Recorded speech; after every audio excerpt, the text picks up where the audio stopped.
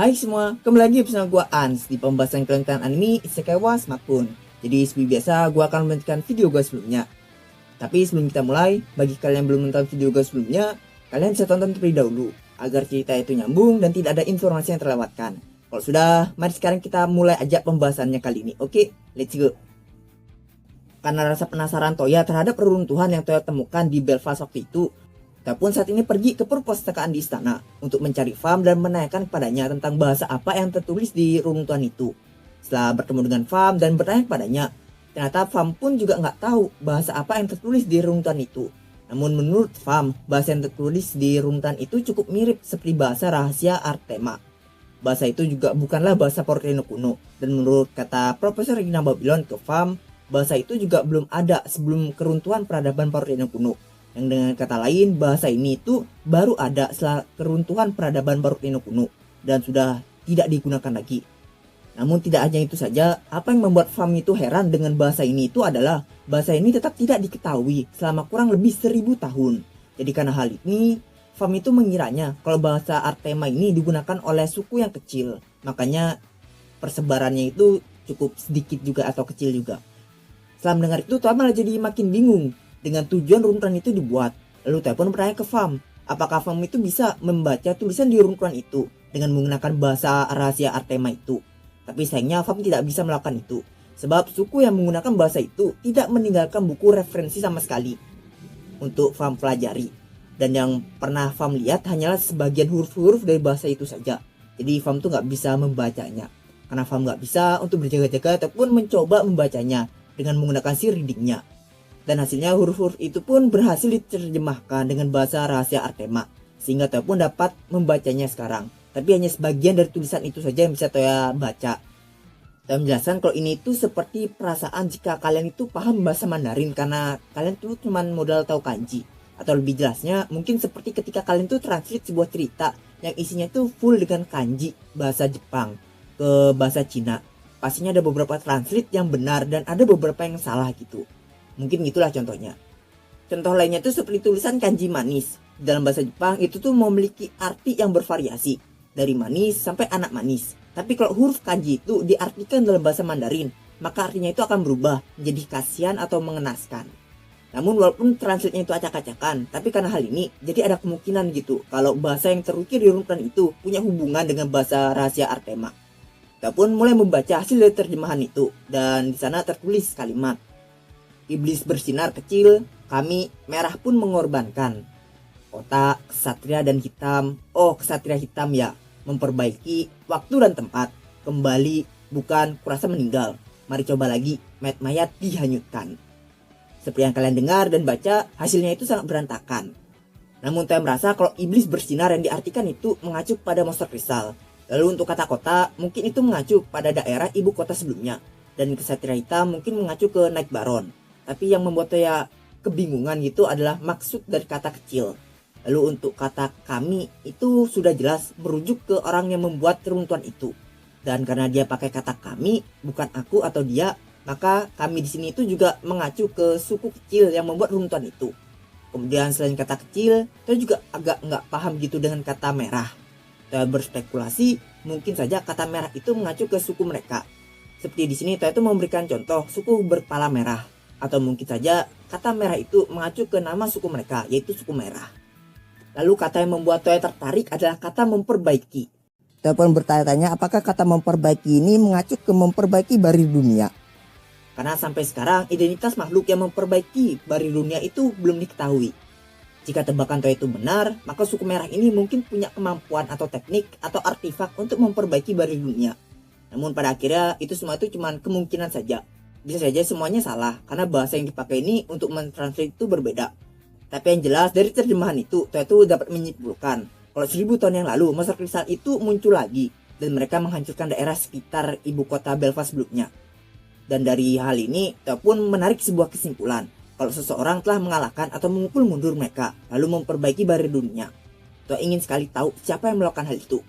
Mungkin supaya Toya itu bisa mempelajari cara untuk memperbaiki barir dunia. Tapi ya mau bagaimana lagi, Toya tidak punya pilihan lain selain melakukan apa yang Toya bisa lakukan untuk sekarang. Karena ya orang itu mungkin udah nggak ada. Namun walaupun begitu, Toya sadar kalau Toya itu nggak sendirian. Dan saat Toya itu memikirkan hal itu, HP Toya pun tiba-tiba bergetar, yang menandakan kalau ada panggilan masuk. Setelah dilihat ternyata yang menelpon Toya adalah Rerisha. Toya pun mengangkat telepon itu dan memberikan salam ke Rerisha. Di sini Rerisha pun minta maaf pada Toya karena telah mengganggu Toya, sebab ada keadaan darurat yang perlu ia bicarakan sekarang juga ke Toya. Toya yang kebingungan pun langsung menanyakan apa itu, dan Rerisha pun menjelaskan bahwa di daerah bersalju Sunora di kerajaan Elfrau muncul seekor behemoth. Yang di sini kemungkinan besar behemothnya itu berspesies serigala Sunora. Behemoth adalah spesies makhluk sihir langka yang memiliki ukuran tubuh yang abnormal. Sebelumnya Toya itu pernah mengalahkan salah satu dari mereka, yaitu si Scorpinas ekor 2 menggunakan Frame Gear. Dan banyak dari behemoth ini memiliki kemampuan spesial. Contohnya seperti kalajengking yang Toya lawan itu, yang bisa menembakkan racun yang kuat dari ekornya. Dan di spesies biasa kalajengking itu nggak bisa melakukan hal ini. Dan sepertinya serigala Sunora yang jadi behemoth ini juga pasti bakal punya kemampuan spesial. Toya masih belum tahu bagaimana cara mereka itu mendapatkan kemampuan spesial itu. Ada kemungkinan mereka itu mendapatkannya setelah mereka itu membesar. Atau ada kemungkinan juga kalau kemampuan itulah yang membuat mereka itu jadi besar. Rerisha pun kemudian menjelaskan situasi saat ini kepada Toya. Yang dimana awalnya Baginda Ratu Kerajaan Elfrau membuat permintaan untuk mengalahkan serigala Sunora behemoth itu ke Guild. Dan pihak Guild pun juga sudah mengirimkan beberapa adventur mereka untuk menyelesaikan misi ini. Akan tapi karena behemoth itu terlalu kuat, mereka pun akhirnya mengalami kerusakan yang besar. Bahkan di pihak Guild itu, puluhan dari adventur mereka yang berank merah dan satu adventur rank silver itu gugur. Mereka pun sontak sangat terkejut. Apalagi setelah mendengar kalau ada adventur rank silver yang gugur. Karena di dunia baru ini hanya ada beberapa adventur saja yang memiliki rank silver. Mereka pun termasuk ke dalam beberapa orang itu. Tapi rank Toya itu naik menjadi emas setelah Toya itu mendapatkan titel Dragon Slayer, Golem Buster, Demon Killer, dan berhasil mengalahkan behemoth kalajengking berekor 2. Itu pun Toya menggunakan Frame Gear untuk mengalahkan kalajengking itu. Jadi Toya pun berasumsi gitu, kalau mungkin saja adventur rank silver ini yang gugur ini, dia pun ingin menjadi pemegang rank emas ketiga setelah kakeknya Hilda dan Toya dengan melawan behemoth ini. Setelah melihat situasi ini, Baginda Ratu pun memutuskan untuk mengirimkan permintaan lainnya, tapi khusus untuk adventur berank emas. Siapapun boleh mengikuti misi ini asalkan mereka itu memiliki rank emas. Hadiahnya berupa 100 koin emas raja dan sebuah harta pusaka kerajaan Elfrau yang disukai si adventur gitu. Jadi maka dari itu Rerisha pun menelpon Toya untuk meminta respon dari Toya apakah Toya itu mau menerima misi ini. Sini masuk akal kalau sang Baginda Ratu Elfrau itu tuh tidak mengirimkan permintaannya secara pribadi ke Toya. Karena ya Toya dan sang Baginda Ratu itu nggak punya hubungan apapun. Toya tidak bisa membiarkan masalah ini begitu saja. Apalagi seorang selain Toya yang memiliki rank emas cuma si kakeknya Hilda saja yang mesum itu. Dan terlebih lagi, dia itu juga sudah pensiun. Toya takut kalau rakyat Elfrau akan menderita jika Toya itu menyerahkan misi ini ke kakeknya Hilda yang mesum itu. Toya sebenarnya bisa aja mengirimkan 2 atau 3 kesatrianya dengan Flip Gear untuk mengalahkan behemoth itu. Tapi kalau Toya melakukan itu, maka bukan Toya yang sebagai adventur rank emas yang mengalahkan behemoth itu, melainkan Toya sebagai Baginda Raja penguasa Broomhill. Memang bagi kerajaan Elfrau yang saat ini itu sedang kesusahan, manapun yang Toya ambil tidak akan masalah bagi mereka. Tapi Toya memutuskan untuk melakukannya sendiri, sebab ada sesuatu yang ingin Toya coba. Terlebih lagi Toya tidak mau nantinya itu akan dipanggil sebagai orang yang mencapai rank emas karena Flip Gear. Toya pun menerima misi ini dan meminta ke Rerisha untuk mengirimkan lokasinya melalui email. Rerisha pun berterima kasih pada Toya. Lalu saat Toya menutup teleponnya, Toya langsung memanggil Kosaka dan memberitahunya tentang hal ini. Awalnya Toya itu mengira kalau Kosaka itu akan meresponnya dengan biasa gitu. Karena ya seharusnya Kosaka sudah terbiasa dengan berita-berita seperti ini. Tapi ternyata Kosaka tetap terkejut. Yang itu tuh membuat Toya itu teringat dengan acara di TV. Tentang seorang kakek pelayan raja feodal yang selalu menghela nafasnya setiap kali rajanya itu menyelinap keluar istana. Karena hal ini Toya pun jadi tersenyum. Sebab situasi mereka itu sama. Kemudian email dari Rerisha pun masuk yang berisikan lokasi behemoth. Dan yang mengobservasi lokasinya itu ternyata adalah kesatria Elfrau sendiri. Mereka sepertinya melacak behemoth itu sambil menjaga jarak demi menghindari penciuman si behemoth. Dan pun berpindah ke lokasi Elfrau yang dulu pernah Toya kunjungi saat Toya itu mencari runtuhan Babylon. Dan setelah sampai di sana, Toya berencana akan terbang menuju ke lokasi yang dituju. Toya pun berpamitan ke farm dan langsung pergi ke Elfrau menggunakan gate. Sampainya di Elfrau, Toya langsung merasakan suhu yang sangat dingin.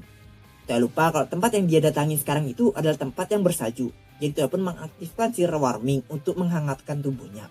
Setelah itu Toya pun membuka mapnya dan mengonfirmasi lokasi Toya dan lokasi tujuan Toya.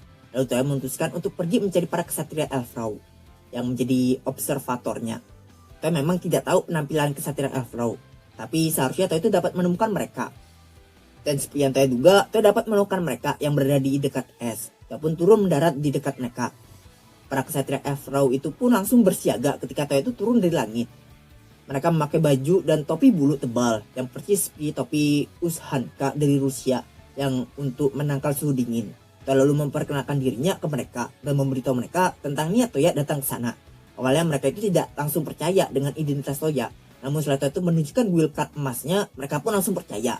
Dan jika saja mereka itu tidak percaya, Toya sudah berniat akan mengeluarkan frame gearnya, tapi untungnya mereka itu langsung percaya, jadi Toya nggak usah melakukan hal itu. Unit para kesatria Elf Row ini diketuai oleh seseorang raksasa berbadan kekar bernama Alexei.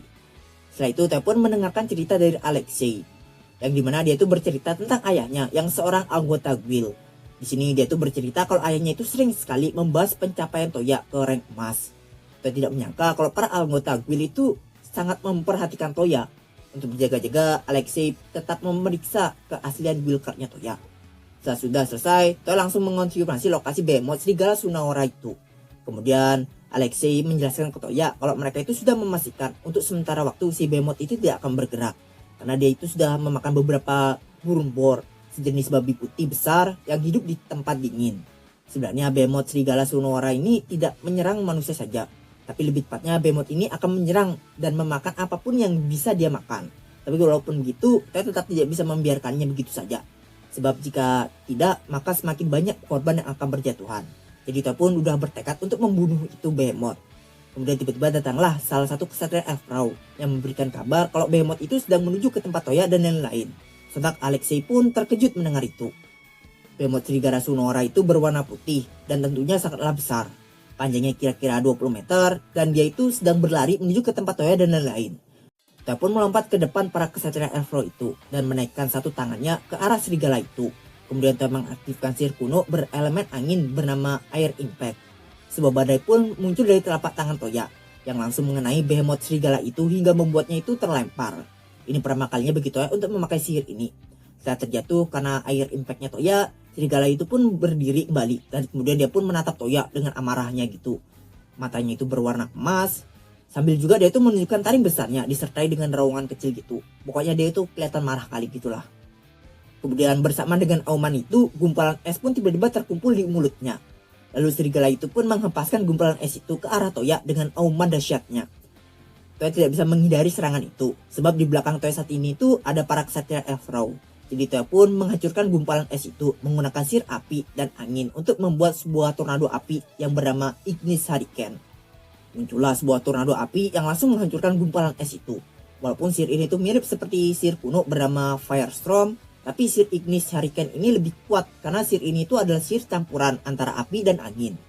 Bahkan Toya berpendapat kalau sebenarnya sihir Ignis Hurricane ini adalah versi sempurnanya dari sihir Firestorm. Karena tidak ada banyak orang yang memiliki dua atribut sihir ini, api dan angin. Jadi seiring berjalannya waktu, elemen angin di sihir Ignis Hurricane ini pun hilang dan menjadi Firestorm. Kemudian Toya pun mengeluarkan sihir campuran lainnya antara halilintar dan es yang bernama Vortex Mist untuk menghentikan pergerakan serigala itu. Sebuah kabut pun terbentuk yang berisikan halilintar di dalamnya yang mengelilingi serigala itu. Jika serigala itu menyentuh kabut itu, maka dia itu akan langsung tersetrum. Toya tidak ingin menyerangnya dengan sihir beratribut api karena itu akan mengurangi harganya. Jadi Toya tidak melanjutkan serangannya menggunakan sihir api. Namun Toya punya sihir lainnya yang ingin Toya coba ke dia. Cuma sihir ini itu tidak akan efektif jika Toya tidak menyentuhnya. Maka dari itu Toya harus menghilangkan kabutnya terlebih dahulu untuk mencobanya. Tapi karena di belakang Toya itu sekarang ada para kesatria Elf Row, jadi Toya pun menteleport mereka terlebih dahulu ke sisi lain hutan. Setelah mereka semua sudah terteleport, Toya pun menghilangkan kabut halilintarnya. Merasa terbebas dari kabut halilintar Toya, serigala itu pun langsung melompat ke arah Toya. Kecepatannya memang mengagumkan, tapi sayangnya Toya itu dapat melihat pergerakannya itu dengan jelas. Toya pun berpindah ke sisinya menggunakan teleport dan menendang perutnya menggunakan power rise. Dari tendangan itu terdengarlah suara retakan gitu dari badan itu serigala, yang kemungkinan tulang serigala itu langsung patah ditendang Toya. Kemudian Toya pun menyentuh badannya dan mengaktifkan sihir kegelapan yang bernama Energy Drain. Inilah hal yang ingin Toya coba ke serigala itu. Seperti namanya, sihir ini itu dapat menyerap energi kehidupan makhluk yang disentuh Toya. Energi dari serigala itu pun mulai mengalir deras ke arah Toya. Menurut Toya rasanya itu seperti di recovery, tapi bedanya sihir ini tuh memakan waktu yang agak lama. Ada kemungkinan ini tuh dikarenakan karena ukuran serigala itu yang besar, jadi penyerapannya itu melambat. Serigala itu pun mencoba menjauhkan Toya dari dirinya dengan menyerang Toya, tapi Toya berhasil melompat ke belakang untuk menghindarinya. Kemudian serigala itu pun mencoba berdiri lagi, namun kakinya bergetar kencang, karena energi kehidupannya itu sudah banyak diserap oleh Toya.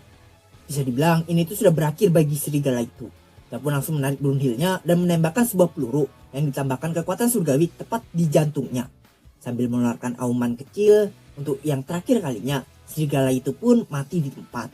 Dia pun mencoba mendekatinya untuk mengonfirmasi kematiannya. Dan setelah dicek, tidak salah lagi, dia itu sudah mati. Saat Toya itu menyentuh tubuhnya, Toya pun akhirnya sadar tentang betapa lembutnya bulu serigala itu. Bahkan menurut Toya, kelembutannya itu lebih lembut daripada kulit cerpei. Toya yakin dengan kelembutannya ini, harganya itu pasti akan mahal. Kemudian Alexei pun datang dengan panik, menanyakan tentang keadaan serigala tadi. Dia pun menenangkannya gitu. Para kesatria Elfrau lainnya pun juga mendekati Toya dengan penuh kehati-hatian. Dan setelah mereka itu melihat sendiri jasadnya serigala itu, mereka pun langsung bertekuk lutut di tanah. Lalu menaruh jasad serigala itu ke dalam suriknya. Kemudian Toya mengambil ingatan salah satu kesatria Elfrau tentang ibu kota Elfrau, yaitu Sulanien, mengeluarkan recall agar Toya bisa ke sana dan memberitahukan hal ini langsung ke Baginda Ratu Elfrau. Begitu Toya sudah mendapatkan gambarannya, Toya pun membuka gate-nya langsung ke ibu kota Elfrau itu. Dan Toya juga mengajak salah satu dari para kesatria Elfrau itu untuk memandu Toya ke istana mereka. Sikapnya saat Toya itu melewati gerbang istana, pendapat Toya terhadap istana Elfrau ini itu seperti memberikan sebuah kesan istana bergaya gotik yang ukirannya itu tidak terlalu besar, walaupun masih lebih besar daripada di istananya Toya. Saat Toya memasuki istana, Toya dan kesatria Elfrau yang memandu Toya pun langsung pergi ke halaman. Lalu di sana Toya pun mengeluarkan mayat serigala tadi dari sturitnya sebagai bukti penyelesaian misi ke sang Baginda Ratu nanti. Semua mata para kesatria yang ada di sana pun langsung tertuju ke jasad serigala itu. Mereka sangat terkesan melihat besarnya tubuh serigala itu.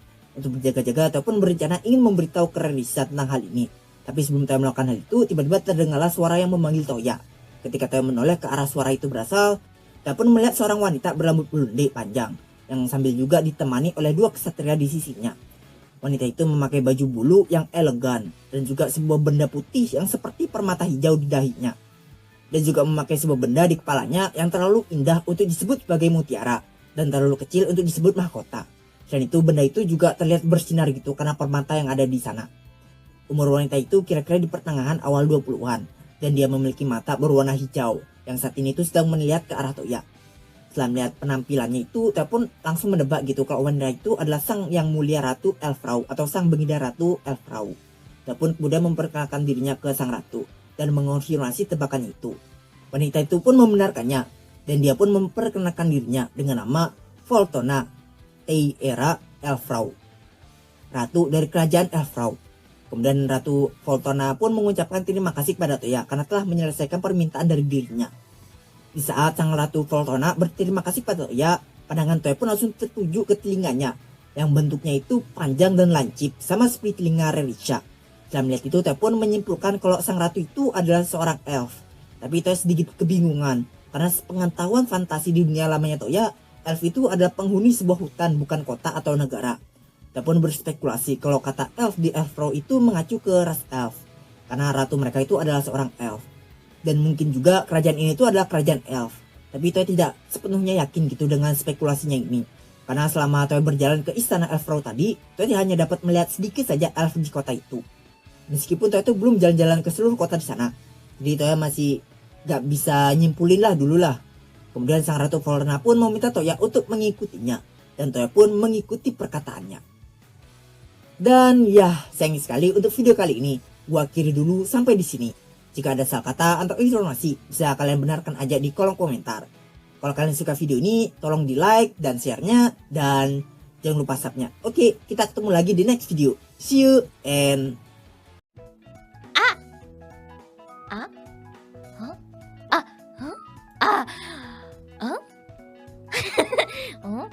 bye bye bye bye bye bye bye bye bye bye bye bye bye bye bye bye bye